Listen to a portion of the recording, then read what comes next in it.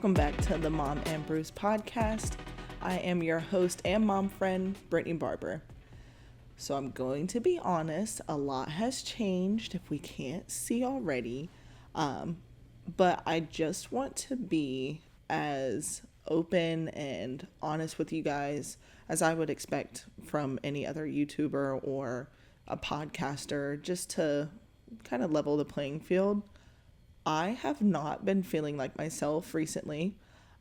There's a lot going on. I've mentioned it about how I'm working 3 jobs, and it's kind of getting to the point where it's overwhelming. I've had some opportunities come up, and I am trying to take a step forward and moving in the right path. But yeah, so things are crazy as always. That's just my life in general. But I will say today's episode is going to be about me. I think being a mom, or a parent in general, we tend to forget about ourselves a lot. And I kind of want to take this time to talk about trauma and how I got to where I am today. So first things first, there is a trigger warning. Not any specifics, but just know there are some specifics that I do discuss in this episode that are going to be a little touchy and triggering for some people, and viewer discretion advised. So, first things first, a lot of you all kind of know me through my high school career, from childhood, or you kind of just met me and we're kind of just hanging out and whatnot. But I will say during my high school self, you have all that time to kind of like explore who you are as a person. And being who I was, I started dating a guy. I won't name names. But he was 19 and I was 14 at the time. That is something that you don't really think about, but being a parent to a little girl, kind of question the things around that. And don't get me wrong, people involved most definitely did too, but it's not something that like anybody really wanted to step on each other's toes about, because everyone I know has an age gap. But yeah, so I started dating this guy, and if you know how the cycle of abuse is, kind of start with like the cupcake phase, just like any typical relationship really. But you start in the cupcake phase, and then you make your way to like the first signs of abuse, then like the deeper side of abuse, and then it goes back to the cupcake phase, which is like the I'm sorry's and I'll never do it again, and they're like buying you presents and stuff. So we started out in that cupcake phase. There was a lot of touchiness, or like slight red flags that I had seen up front, where like he would just get upset or different things would happen, and I'm like, oh, it is whatever, like he's just a Southern guy, and Southern guys are very strong and masculine and stuff like that. So that's just stuff that I kind of overlooked. And I think I want to say within the first 6 months, his ex actually messaged me, and she was like, hey, like, just giving you a heads up, he's not the type of guy that you think he is. He does this, that, and the other. And essentially telling me that he was going to manipulate me. He was a narcissist. And it's an ex. You're just like, whatever. Like, he already told me you were crazy. That should be your first red flag. If a person that you start dating tells you that somebody is crazy, you should probably do the research first before you just trust their word on it. So I kind of just like, it's like, whatever, like, I don't really care what you think, and just let it go. So the more we got into our relationship, it was a 5-year relationship. And the more we got into that relationship, the true signs started to show. So we would argue about the most random freaking things. And every time we argued, he would literally cry, or like make himself cry so hard to the point where he would pass out on the ground. Like, who does that? So he would do that every single time we would argue. He would punch things, hit his walls, his truck. He used to beat the heck out of his truck. But he hadn't put his hands on me at this point. So I was like, oh, like, he just has anger issues. Like, that's not really my problem. I will say the one thing that somebody has ever told me is, like, if they hit things around you, they'll end up hitting you. And I still hold true to that. But yeah, so it was stuff like that.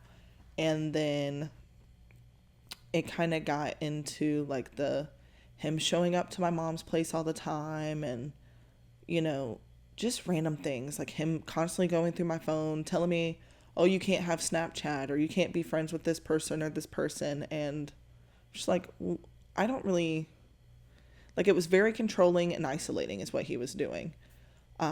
So I was like really close to all my friends, and then all of a sudden I had this boyfriend where he didn't want me to do this, that, or the other, or hang out with these people, and it resulted in me losing a lot of my friends. And senior year was like the biggest part of that. Something ended up happening, and if you went to high school with me, you most definitely know what happened. But essentially I was like no longer part of the friend group that I had always had. And that was still not an eye-opening moment for me, and it should have been. But it was all because he wanted me to do what he wanted me to do. And yeah, so I lost that friend group, which we've kind of like touched back up with each other through the years. But it's one of those things where it's like, I wish I would have held myself more accountable for the stuff that he was doing. That way I knew what to do in those situations, and I never did. So that happens, and I move away to college, and there's a traumatic thing that happens to me. I won't say in detail, but for those people who are close to me, they know, and the people that need to know. But something traumatic happened, and I didn't tell him right away because I was so scared and so worried, and we were on and off all the time. And at this point, I was in college. We were on those like random off times, and there was a situation where the person involved in my experience had his friend reach out to my ex and told him like all these lies, and it ended up being this huge ordeal.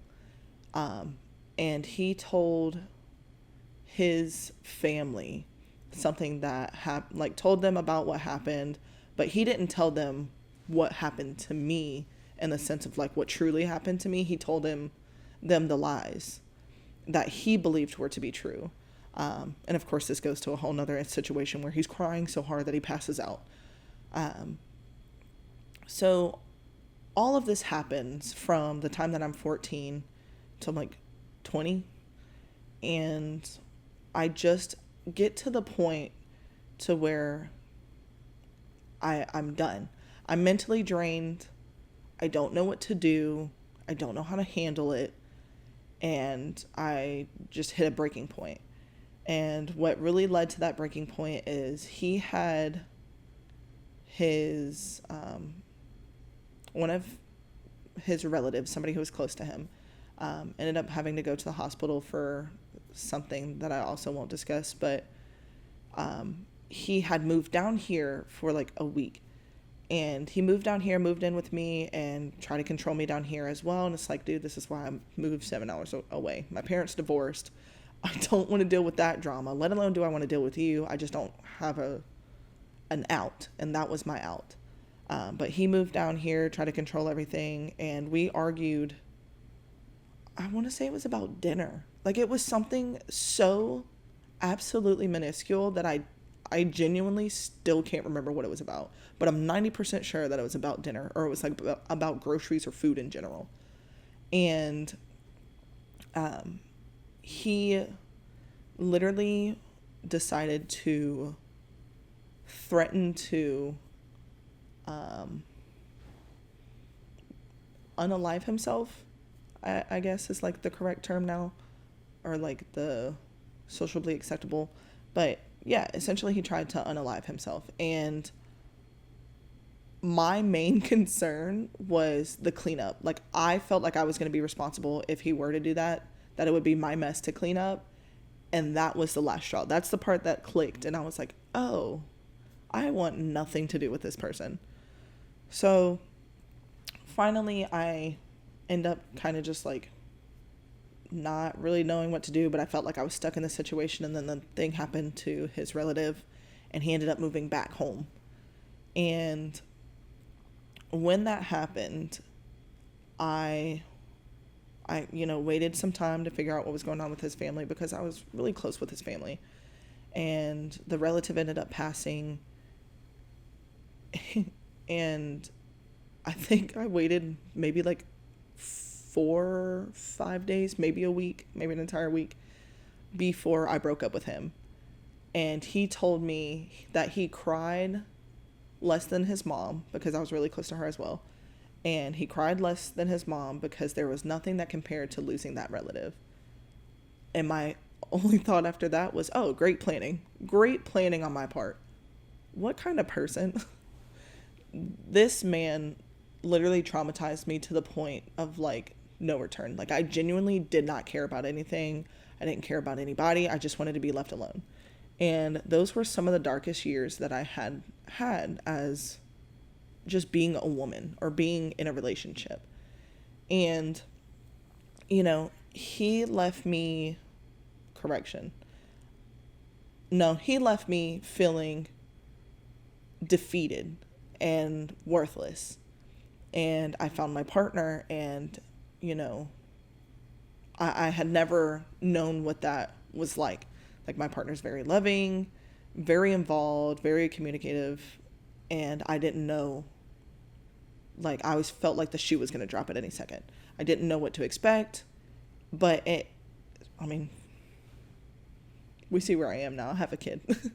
So he has really helped me through my trauma. But one thing I can say is that him helping through my trauma has made me to the point where, like, I'm so open, and I don't mind being open. I will literally tell you exactly what happened to me if you ask me. I don't go out of my way to trauma dump on people, but if you want to know, I will sit there and tell you, because it's a very traumatic situation that I went through for 5 years, plus the actual traumatic situation that happened on top of that. And, I went through it, I lived through it, and now I'm to the point where I can truly break down, like, my understanding. And my main thing I will tell you is to talk about it. I still have never had a therapist. I'm not saying that in a good light, because I most definitely still need one, because I have a lot of problems, like, that I still need to work out just from my ex and, experiences and family and everything. But, I talk all the time. It's to the point where my boyfriend's like, dude, you need more friends. You tell me the same story all the time. And I do tell him the same stuff all the time. But, it's not in the sense of, like, me just wanting to repeat it. It's because I'm trying to work it out mentally that I can understand and cope. I'm just trying to find a coping mechanism that's not leaning on a crutch, like nicotine or alcohol or anything else, because I've been there. I've done it. Because after that situation, I hit a point where I was so low in my life that I didn't know what else to do. My family was always by my side. My family always told me, like, they were trying to point out the red flags, but it felt like a competition, like I had to prove them wrong. And after the whole situation with my ex, I realized how much I missed out on in life. From the time that I was in that relationship, my sister had 3 kids. She had a set of twins and my niece. But I felt like I had missed out on so much of that life and like enjoying the time of being an aunt or an aunt because I was so involved and he had me so wrapped around his finger that I was only concerned about what he thought, his expectations, like what he was doing. And I was scared. I was scared of what would happen if I stepped outside of those boundaries. So I felt like I missed out on that. I felt like I, I mean, obviously it wasn't my fault that my parents got divorced, but I felt like I was moving forward in my life and my parents were getting a divorce and it was like weird timing. So I kind of look back on that and I'm like, oh man, like, what was that? Like, was that me? Like, I know it wasn't, but that's stuff that I think about. I still think about it to this day. But, and then there was like the situation with my friend group. Actually, I'll explain that. So I was on the cheerleading team, and when I was in high school, I was on the varsity team for my junior and senior year. And there was a situation that happened, and I tried to talk to my ex about it while it happened, and he, with him having anger issues and controlling, like he felt like this was his opportunity to isolate me from them. So I literally I did what he expected me to and told me to, and I went up to them and I confronted them about the whole situation in like the most unprofessional setting. It was awful. It was horrible. And it ended up resulting, not only did I quit the team, but I actually got kicked off. Like I wasn't allowed to come back. It was my senior year. And that's another thing that I felt like I missed out on. I missed out on getting to experience my senior year because I was so worried about this man. I couldn't enjoy my junior or senior prom because of this man, because I had to be at his house by this time. And, I couldn't enjoy my birthday because he got drunk on my birthday and he decided that he was going to walk over to my mom's place and in the middle of the night at that. And I was unappreciative that he just showed up in the middle of the night because he wanted to spend my birthday with me and he was drunk and he didn't drive and this, that, and the other. And it was messy. A very, very messy, traumatic, and horrible situation to be in. So, yeah. So that's the trauma that got me to where I am today. And being in that situation, I never want my daughter to experience that. And I am still trying to figure out and learn, because I am a helicopter parent. We've addressed this. But I'm trying to figure out and learn how to balance my personal trauma and like her life and letting her control her own destiny and like what she wants to do in life versus me trying to control what she does so she doesn't get hurt like I did. And I think that's one thing that as parents tend to forget is like we put our children in our shoes instead of just letting them be kids. And I guess I just don't understand what I'm supposed to do besides raise her. And I want to raise her to the best of my abilities. But I don't know. I'm kind of at a loss for words on that one. But yeah, so trauma is most definitely a key factor that plays a role in this life. And, I guess I don't have any other expectations out of it, but I do try my hardest to control the controllables. I wonder who taught me that. That came from when I was working at a shoe store. My DM would always tell me, because I was a store manager, she was always telling me, she's like, control the controllables. That's all you can do is control the controllables. Because there are so many outside factors that, control, or not control, but there's so many outside factors that try to factor in on things that are happening. And you can't control every single thing from happening. Like if something bad happens, like I can't control that.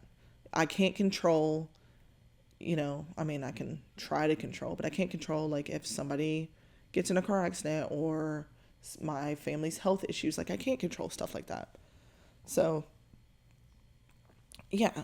But essentially, all of this trauma is leading me to be the mom that I am. I'm, you know, helicopter, so I'm slightly controlling. I'm, you know, I guess working again. I've stepped away from it a little bit, but I don't trust people to watch my daughter. I mean, I can count on one or two hands how many people I trust to watch my daughter. And it's the small stuff. It's the small stuff that as a kid she won't notice, but if I continue doing this repetitively, she's going to grow up being so fearful of life, and I don't want that for her. So what I'm trying to say here, and what I'm trying to do out of this life, is I'm trying to say that having your trauma, it's okay. Like, everybody has trauma. Everybody goes through really crappy situations.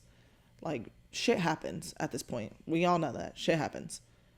But you can only raise your kid to the best of your abilities, but we shouldn't be putting our kids in our places and expecting stuff to happen. Like, you can't expect everything to happen the exact same way that it happened for you. So I'm slowly working on not blaming myself. I think this is why I still continue to have these same conversations. Like, you are not the only person I've had this conversation with. I talked to my sister about it, my mom. I talked to, my partner about it, my friends. Especially when a little bit of alcohol gets to loosening them lips. I love to talk. But I just try to talk, because if I can talk through it, I can better comprehend and better understand what's happening or what's going on. The next thing is I educated myself. So I went to school. My undergrad or my bachelor's degree is in criminal justice. And one of the courses that I took was called abuse. And I learned about all types of abuse. I learned about elder abuse, child abuse, learned about, the cycles of abuse, just different things. And there is actually this place in the state that I live in where it is specifically designed for women and children of abuse to go to. It's almost like a rehab facility for them, I guess is the best way to put it. But they go in, there's like 5 or 6 steps to go through the system before you are completely rehabilitated and can get back into society and, not be fearful of life. And I got to experience that. I got to hear their stories and everything like that as well. And it's so incredible to hear the things that people go through. One, so you don't feel alone, but 2, to see that things do get better. Like, that once you hit rock bottom, there's nowhere to go but up. So yeah, educate yourself. You can literally educate yourself. I would not recommend TikTok, but you can learn a lot from TikTok at the same time. But don't trust everything you hear on there. But there's books on stuff like this. So yeah, get educated. Her sister was a witch. Sorry. That's all I thought about. And then just building supportive relationships is my last thing. So obviously be patient with yourself, but build supportive relationships. Make sure the people that you surround yourself with are there to actually help you and encourage you to be the best that you can be. Have those people understand when you need help.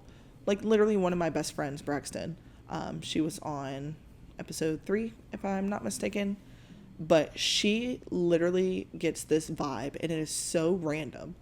But if I'm ever struggling or just in a place mentally or emotionally where I'm like not okay, immediately I get a text where I'm like, oh, I feel like I should text Braxton and see what she's doing.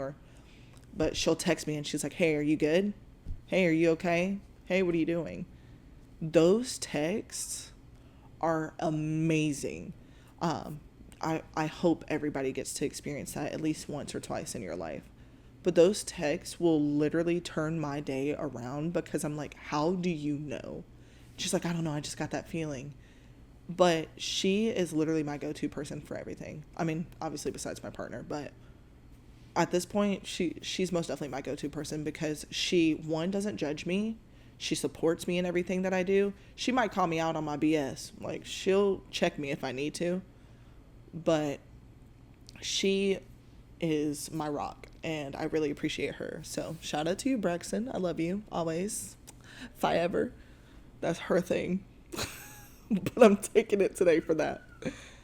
So, yeah, just make sure you're surrounding yourself with people that are going to build you up and not break you down. So, yeah. Also, I didn't mention that I'm not necessarily drinking anything, but I 10 out of 10 would recommend this brand when it comes to kombucha. It's called Hum. It's a probiotic kombucha. This one is blueberry mint. It's got vitamin B12 and it's absurdly tasty. But yeah, it's got probiotics. I forget who it was, but I saw on TikTok that they were talking about how a true kombucha should start the ingredients with carbonated kombucha or like kombucha in general and then kind of break it down from there. But yeah, this one is probably the best one that I've had so far. I usually don't like kombucha, but taste-wise, chef's kiss. And on that note, I do want to thank y'all for letting me just openly express who I am as a person, taking me for all I am, and understanding that things do get better. You aren't alone. I will always be that person if you ever need me. You can literally send me a message on Instagram, TikTok, whatever. I will be there just to help and support you. So, with all that being said, thank you for listening in today. I hope I see y'all again real soon. I will keep you updated on Instagram and TikTok at moms_and_brews on if any changes or anything such as a episode running late as this one has. But make sure you like and subscribe, and I hope to see y'all soon. Later.